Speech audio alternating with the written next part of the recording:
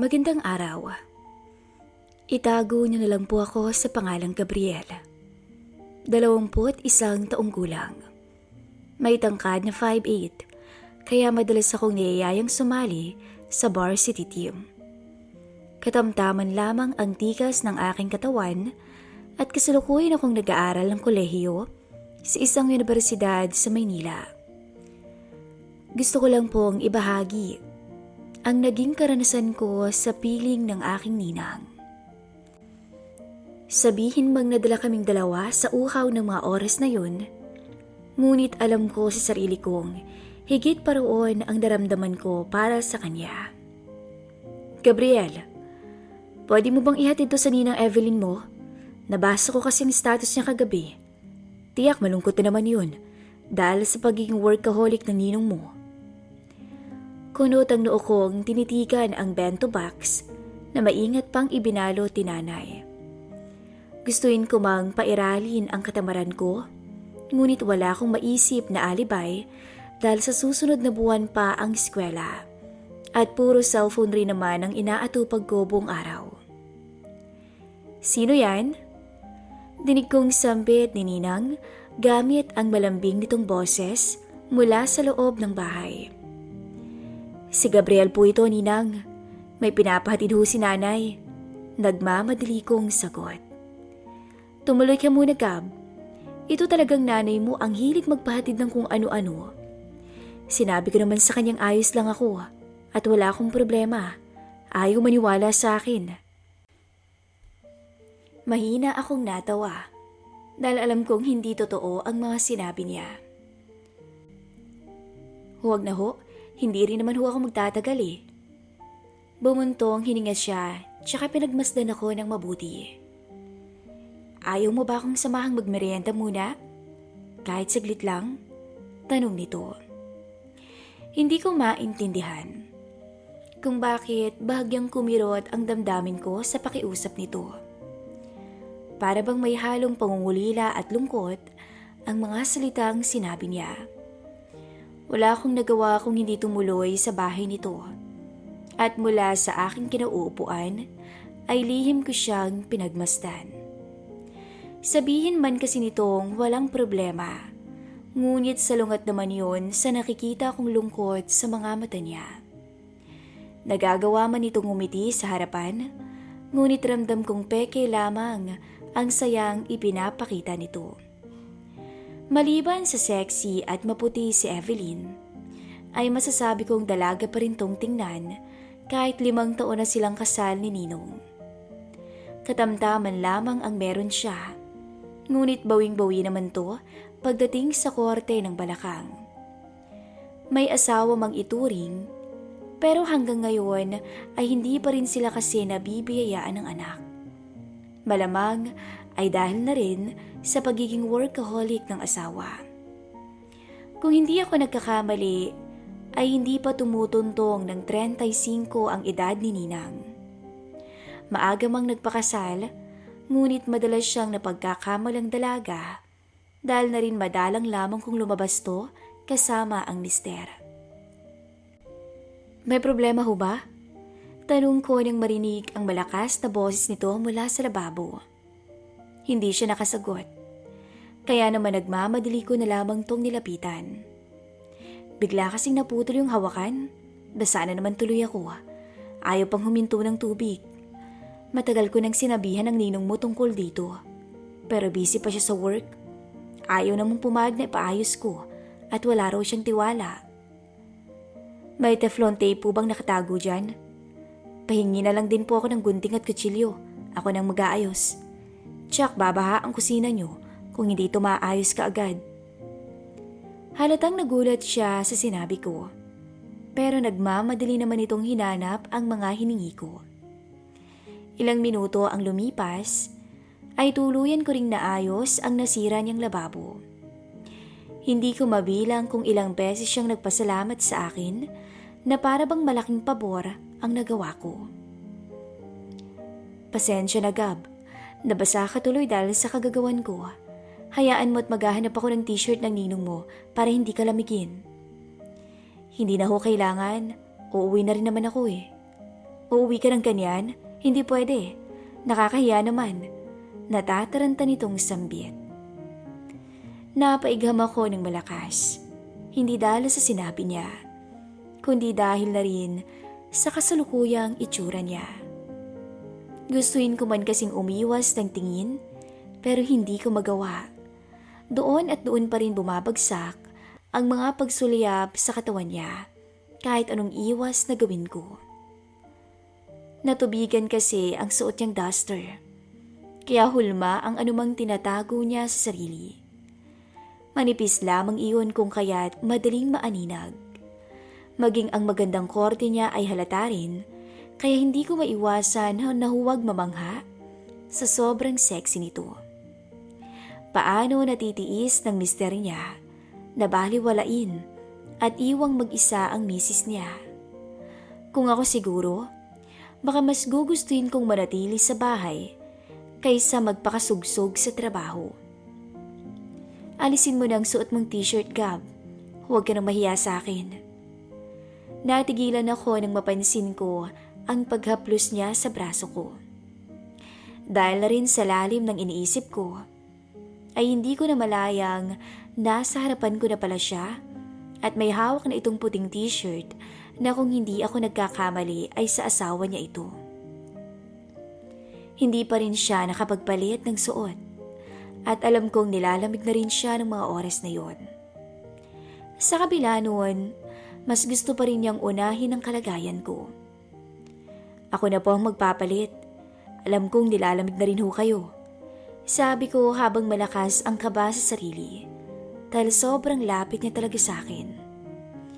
Sinusubukan kong panlabanan ang kahinaan ko bilang lalaki, pero hindi ko nagawa.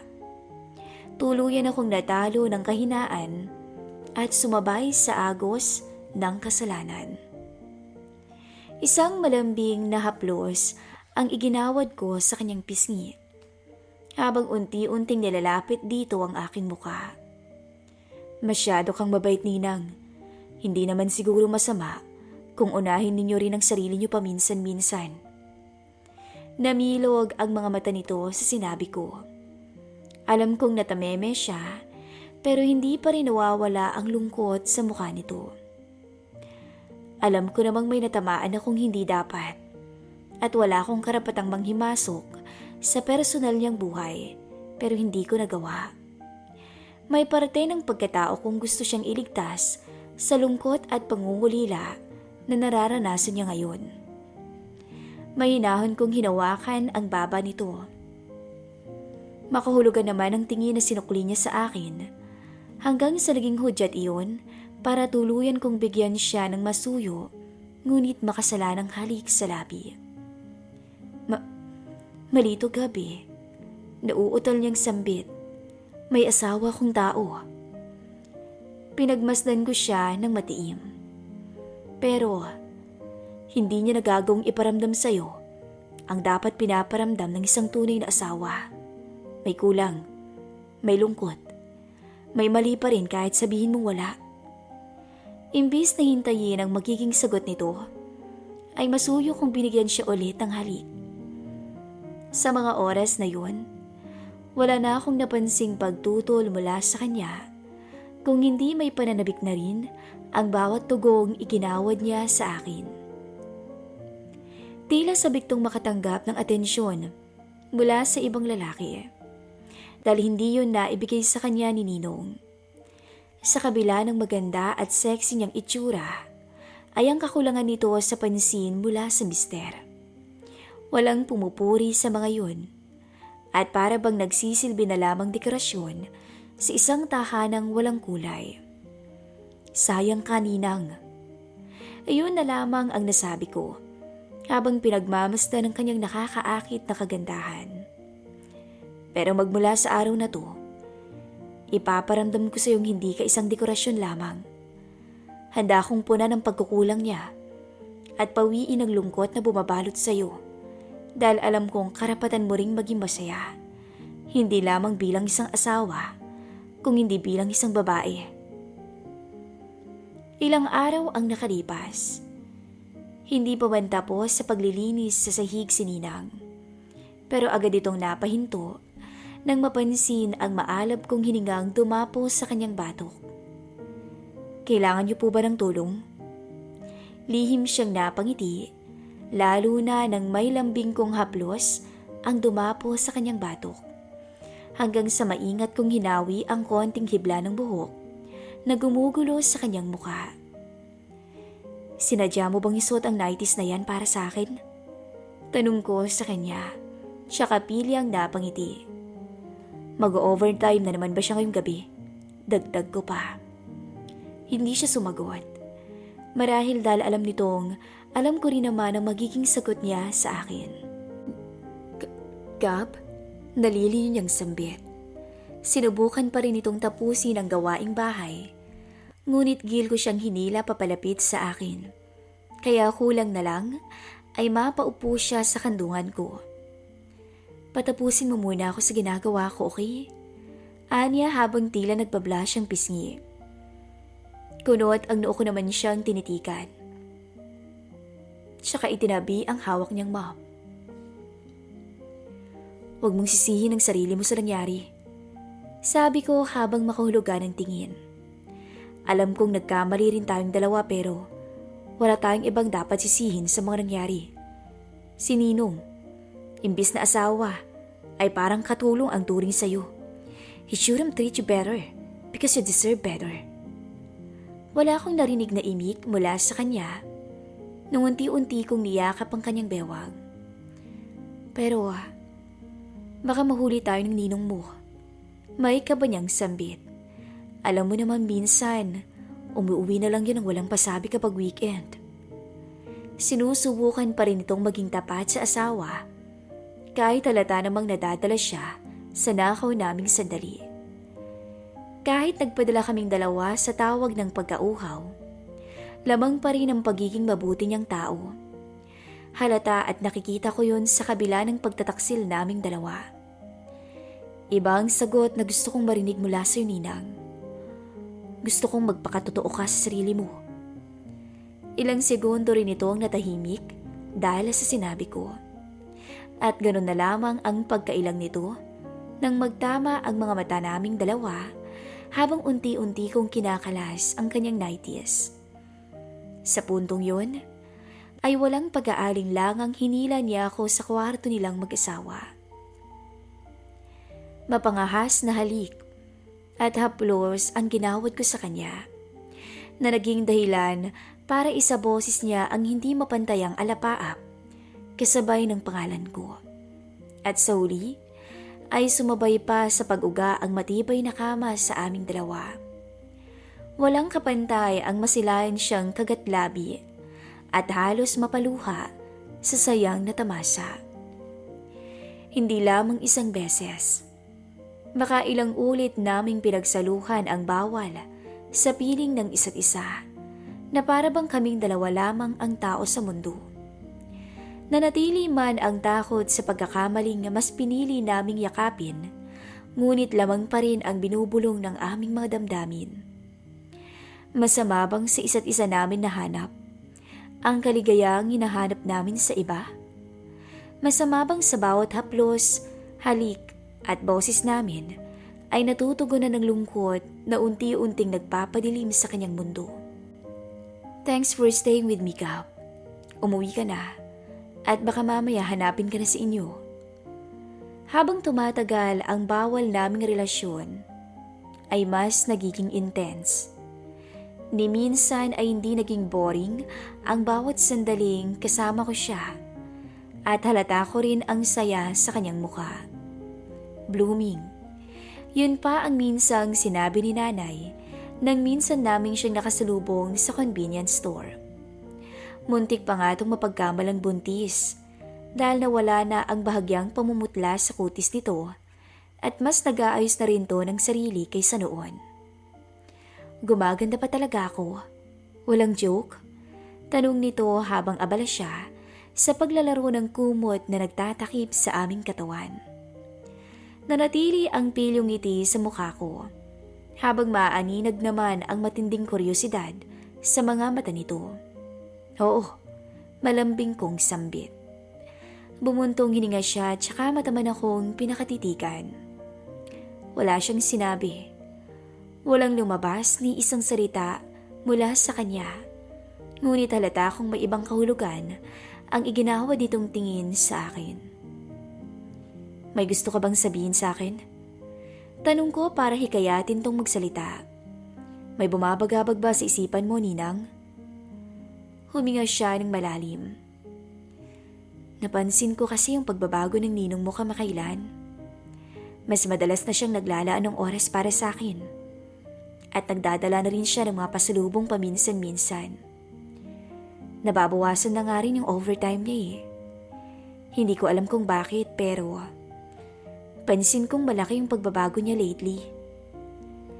Pilyong ngumiti naman ako sa kanya.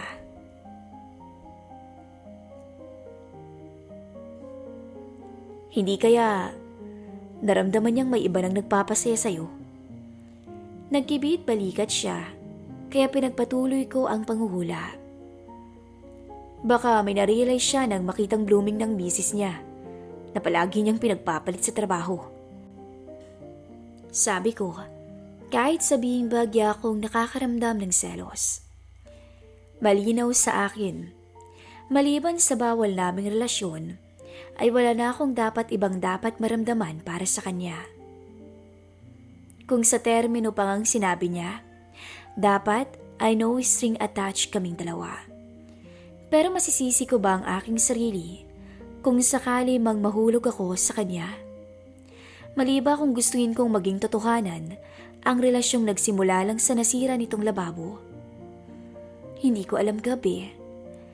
Napailing siya dahil sa halip na makinig sa mga sinabi ko. Mas lumalamang sa isipan nitong mga kalokohan lamang ang mga pinagsasabi ko sa kanya. Paano kung aminin ko sa'yong mahal kita? Maniniwala ka ba sa akin? Hindi ko alam kung bakit pero bigla ko na lamang yun nasabi. Marahil dahil sa kanina pa ako nagpipigil na wag sabihin sa kanya ang tunay kong nararamdaman. Alam kong alam mo kung anong magiging sagot ko sa'yo, Kap. Gustuhin ko man pero hindi pwede. May lungkot nitong sambit. Pinagmasdan ko siyang mabuti. Dahil may asawa ka at inaanak mo ko. Tumango ito tsaka tipid ng ngumiti. Hindi lang yun. Dahil alam kong darating ang araw na makikilala mo ang babaeng nararapat para sa'yo, Gab. At kapag dumating ang oras na yun, gusto kong maging masaya ka sa isang relasyong hindi tago at hindi umiikot sa hindi mabilang na kasalanan at kasinungalingan. Naiintindihan mo ba kung anong gusto kong mangyari, Gab? Akmang magsasalita sana ako para sagutin to nang makarinig kami ng magkakasunod na doorbell. Pareho kaming namutla at para bang binuhusan ng malamig na tubig sa aming kinaroroonan. Baka umuwi ng maagang ninong mo. Nauutal niyang sambit habang namumutla ng bahagya. Napailing ako matapos pagmasda ng wall clock sa kanang bahagi ng kwarto nilang mag-asawa. Masyado pang maaga para, honey? Nalaki ang mga mata naming dalawa matapos marinig ang boses mula sa labas. Ganun na lamang ang pagkataranta ni Ninang. Nagmadali kaming magbihis at nag-isip ng plano kung anong gagawin upang malusutan ang gusot na ginawa naming dalawa. Maluha-luha ang mga mata niya nang iniwanan niya ako kunwari na nag-aayos ng gripo sa kanilang laundry area. Habang nagmamadali naman itong pinagbuksan ng pinto ang asawa niya. Nanatili akong walang imik. Kahit hindi pa rin nawawala ang kabang nararamdaman ko. Tila maikukumpara kasi kaming dalawa sa mga pusang nagnanakaw ng ulam. Kailangan maging maingat dahil oras na mahuli ay hindi lang latay kundi malaking kahihiyan ang aabuti namin. Habang nakatulala sa aking kinauupuan, ay naririnig ko ang tawa ni Ninang habang nagpapasalamat sa pasulubong na binigay ng kanyang asawa. Kung noon ay walang buhay ang mga mata nito kapag pinag-uusapan ng mister niya, Halata ko na ngayong unti-unti nang nagkakaroon muli ng kulay ang kanilang relasyon. Hindi ba dapat maging masaya ako ngayon na alam kong masaya na rin ang babaeng minamahal ko? Hindi ba nung una kong sinubukan ng gulong ito, ay alam ko rin namang uuwi akong talunan sa huli? Bakit bigla yatang nagbago ang expectation ko? Bakit pakiramdam ko naghahangad ang puso ko ng kapalit sa kabutihan at pagmamahal na ginawad ko sa kanya? Gumising ka nga, Gab.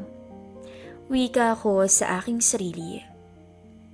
Sa mga pagkakataong yun, ay gusto kong saktan ang aking sarili, pero hindi ko nagawa nang marinig ko ang mga yapak nilang papalapit sa akin. Mukhang malaki na rin ang atraso ko sa iyo, Gab. Kailangan ko na yatang bumawi dahil ikaw na ang sumalo ng dapat ay trabaho ko sa pamamahay na to. Sabi ni Ninong pagkatapos nitong bumitiw sa kamay ni Ninang. Nilingon ko siya bago binigyan ng isang ngiting puno ng paggalang at respeto. Nakakahiyaman pong sabihin, pero ako rin po ang nag-aasikaso sa asawa ninyo habang abala kayo sa trabaho. Sa isip-isip ko, habang lihim na nakakuyom ang mga kamao ko sa aking likuran. Saglit kaming nagkatinginan ni Ninang, pero mabilis din tong bumitaw. Para bang sinasabi ng mga mata nitong kailangan kong lumayo, dahil nasa loob ng pamamahay ang tunay na nagmamay-ari sa babaeng hiniram ko lang mula dito. Nagmano ako sa aking ninong. At mas nainis ako nang kinuha nito ang kanyang wallet tsaka inabot sa akin ang perang sa tingin ko ay nagkakahalaga ng 2,000. Gusto kong bumili ka ng anumang gusto mo, Gab. Isipin mo na lang na maagang Christmas gift namin sa iyo ng ninang mo yan. Anito tsaka matamis na ngumiti sa asawa. Ngayon, natapos na ako sa aking mga overtimes at ubos na rin ang backlogs ko sa opisina. Pwede ko nang magawa ang pinangako ko sa ninang mo noon. Dadalhin ko siya sa Japan this Christmas. Anniversary gift ko na rin para sa kanya at para naman magkaroon din kami ng oras para sa isa't isa. Marami akong kasalanan at naging pagkukulang sa kanya. Kaya kailangan kong bumawi sa kanya. Pupunta po kayo ng Japan? Tanong ko habang di mawari ang mararamdaman. Wow! Hindi ko alam kung saan ko napulot ang salitang wow. Dahil hindi naman ako namangha sa narinig. Kung hindi una kong pinagmasdan ang reaksyon ng babaeng bumihag sa puso ko. Pakiramdam ko ay pinaghalong tuwa at lungkot ang nararamdaman niya nang marinig ang sorpresang inihanda sa kanya ng asawa. Tuwa dahil unti-unti nang nasasagot ang kahilingan niyang bumalik ang pagmamahal ng kanyang asawa. At lungkot dahil isa lamang ang ibig sabihin nun. Kailangan na naming tapusin ang kung anumang relasyong mayroon kaming dalawa. Ngayon ay masaya nang namumuhay sa ibang bansa ang aking ninong at ninang. Sa pagkakaalam ko, ay mayroon na rin silang anak na babae. Minsan nagagawi pa rin ako sa social media nito, hindi para mang-stalk, kung hindi tingnan lamang ang sitwasyon niya, at masasabi kong masaya na nga to sa piling ng kanyang pamilya. Tulad niya, ay nagawa ko ring mahanap ang babaeng sinasabi nitong magpapasaya at magmamahal sa akin ng lubusan. Nagawa ko iyon 1 taon matapos ang naging karanasan ko sa piling niya. Sa kadahilanang ginusto ko munang matuto at maitama ang mga pagkakamaling nagawa ko. Mananatiling sekreto sa pagitan naming dalawa ang mga nangyari at naging biglaan man ang naging wakas, ngunit sapat naman to upang matuto kaming dalawa sa mga nagawa naming pagkakamali. Maliban doon, ito rin ang naging landas tungo sa kaligayahang hinahanap naming dalawa. Hanggang dito na lamang po ang ating istorya at maraming salamat.